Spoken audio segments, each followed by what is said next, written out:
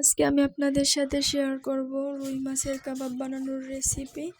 এখানে আমি 2 পিস রুই মাছ সিদ্ধ করে নিয়েছি একটু লবণ আর পানি দিয়ে। তারপর পেঁয়াজ কুচি করে কেটে নিচ্ছি। আসসালামু আলাইকুম, কেমন আছেন সবাই? আশা করি আল্লাহর রহমতে সবাই ভালো আছেন, আমিও ভালো আলহামদুলিল্লাহ।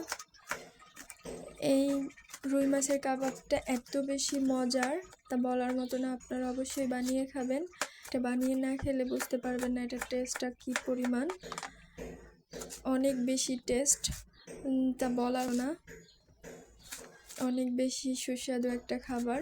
একবার খেলে বুঝতে পারবেন আপনারা, অবশ্যই বানিয়ে খাবেন সবাই। আমি এখানে কিছু ধনেপাতা কুচি করে নিচ্ছি পেঁয়াজের সাথেই, দেখতেই পাচ্ছেন।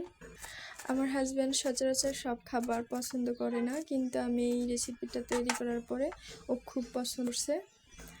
আমি এখানে দেখতে পাচ্ছেন রুই মাছ 2 পিস কাটা বেছে নিয়েছি। এখন আমি এর মধ্যে বেসন দিয়ে দিচ্ছি। আপনারা এর থেকে বেশিও রুই মাছ বানাইতে পারেন, আমি অল্প করে বানিয়েছিলাম। তারপর আমি এর মধ্যে পেঁয়াজ আর ধনেপাতা কুচিগুলো দিয়ে দিচ্ছি, দেখতে পাচ্ছেন। অনেক বেশি টেস্টি একটা খাবার, আপনি অবশ্যই বানিয়ে খাবেন। এর মধ্যে আমি এখন একটু হলুদের গুঁড়া, মরিচের গুঁড়া, তারপর হলুদের গুঁড়া, তারপর হচ্ছে আপনার জিরার গুঁড়া ইউজ করতেছি। পরিমাণ মতো দিবেন অবশ্যই আপনারা, কারণ আমার যেহেতু কম ছিল, আমি কম করে বানিয়েছিলাম। আমি আমার আন্দাজ মতো দিয়েছি, আপনারা আপনাদের আন্দাজ মতো দিয়ে দিবেন, কারণ আপনারা যে পরিমাণ বানাবেন সেই পরিমাণ অনুযায়ী আপনারা মশলা অ্যাড করবেন। দেখতেই পাচ্ছেন আমি লবণ দিয়ে দিচ্ছি এর মধ্যে। এখন সব রকমের গুঁড়া মশলা আমি দিয়ে দিচ্ছি। তারপর আমি এর মধ্যে একটু সয়া সস দিয়ে দিচ্ছি।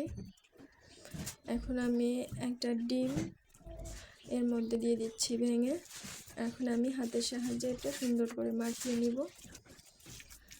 এটা খুব সুন্দর করে মাখিয়ে নিতে হবে যেন পুরো মশলাটা সব কিছু একদম মিশে যায় সুন্দর মতো। এটা মাখালেই আপনারা বুঝতে পারবেন যে এটা কতটা টেস্টি একটা খাবার হবে। অবশ্যই আপনারা বানিয়ে খাবেন। এর মধ্যে আমি এখন একটা কড়াইয়ে তেল দিয়ে দিচ্ছি। এখন আমি একটা একটা করে কাবাব তেলের মধ্যে দিয়ে দিচ্ছি।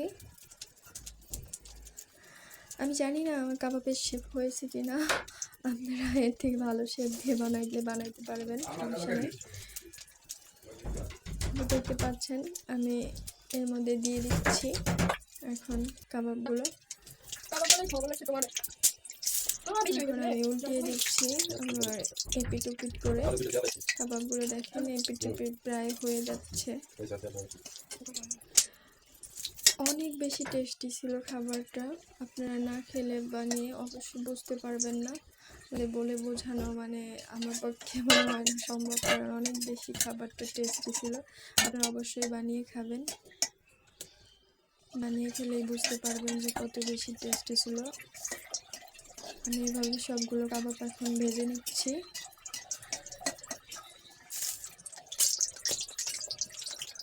দেখতেই পাচ্ছেন সুন্দর মতো ভেজে নিচ্ছি।